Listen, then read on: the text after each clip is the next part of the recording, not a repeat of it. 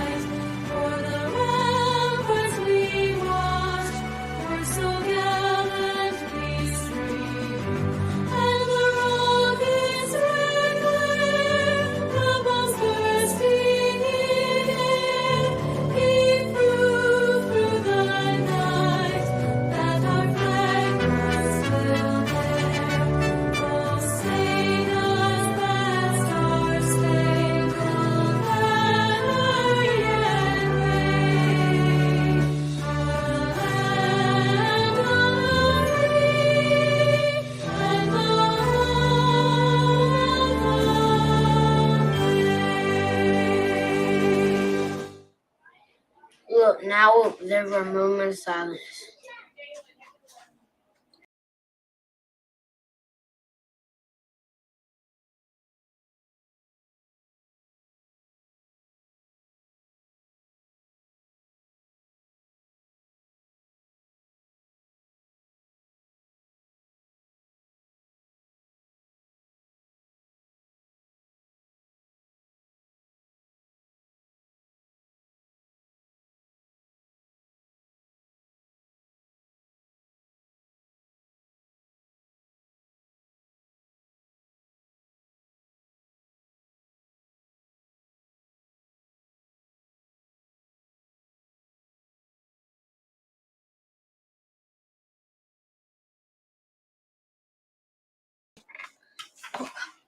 Now, we would like to wish a happy birthday to the following students. Lane. Today will be partly sunny with a 17% chance of rain and a high of 92 degrees. Attention NEHS members. Our first meeting is today beginning at 2:45 in Miss Gagne's class. Please wait in the courtyard until invited in. Now, please stay tuned for a video from Miss Harai about why we are celebrating National Patriot Day today. Have a magnificent Monday. 22 years ago, which was September 11th, 2001, our nation experienced a great tragedy. The World Trade Center, which is two big buildings in New York City, also known as the Twin Towers, were struck by two separate airplanes. The destruction was massive and devastating. Then another airplane struck an important government building called the Pentagon in Washington, D.C.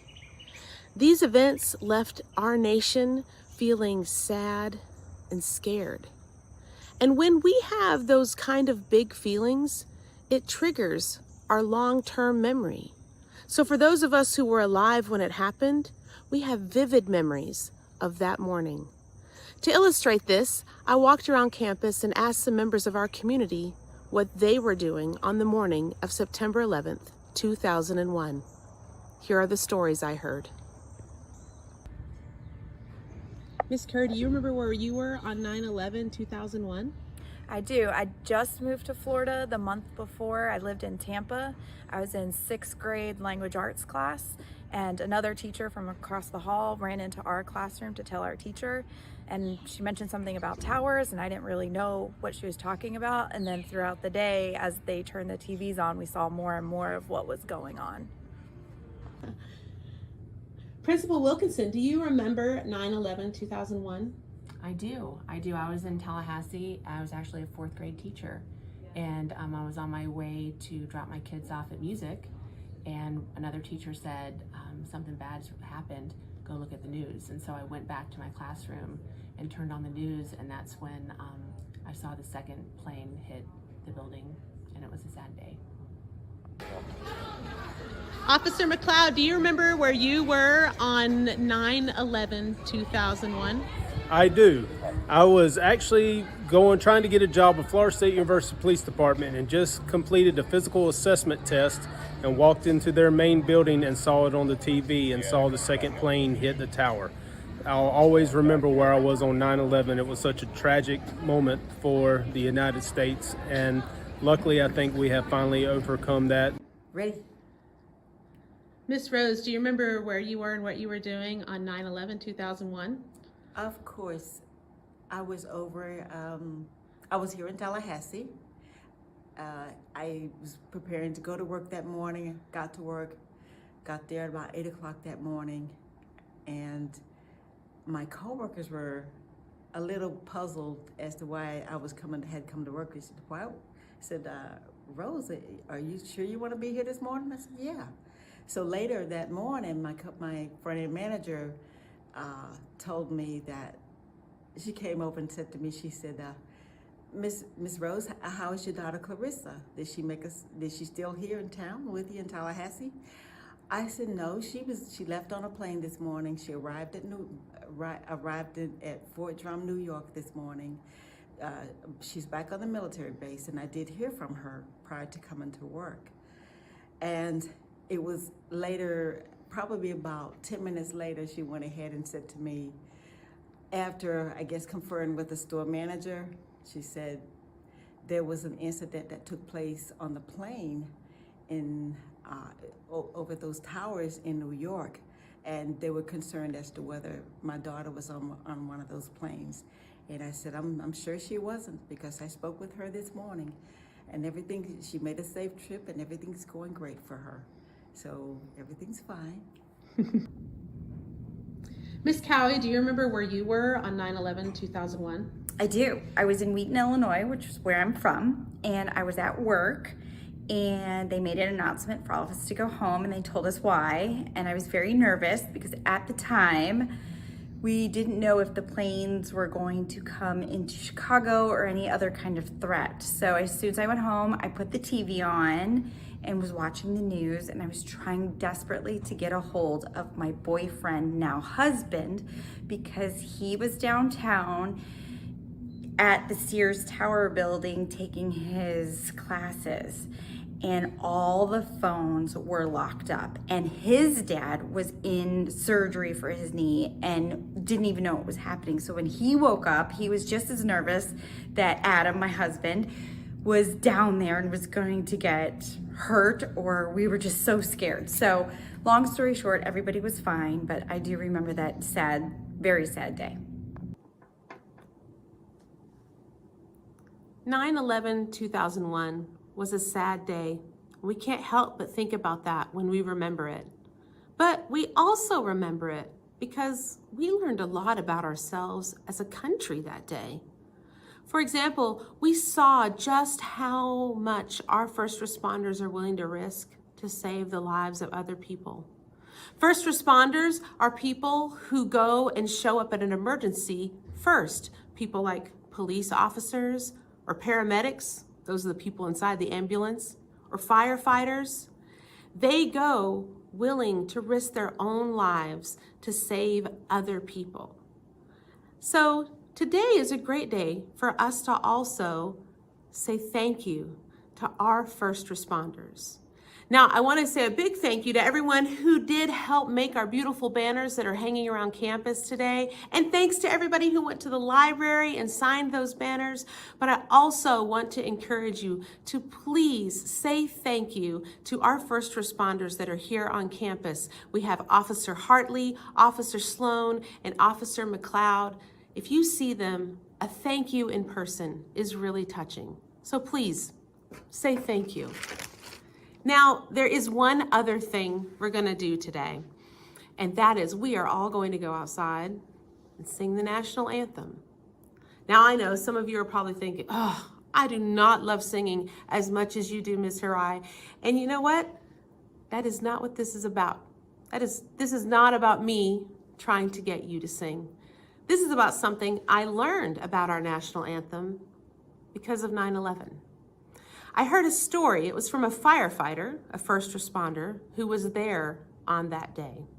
He was one of the first people there, but he said it wasn't too much later that more people started to show up to help. Not first responders, but just regular people like me and you, who went and helped. He said first it was a few, and then it was 100, and then it was 1,000, and thousands of people were there, all working together, committed to trying to find people who may still be alive.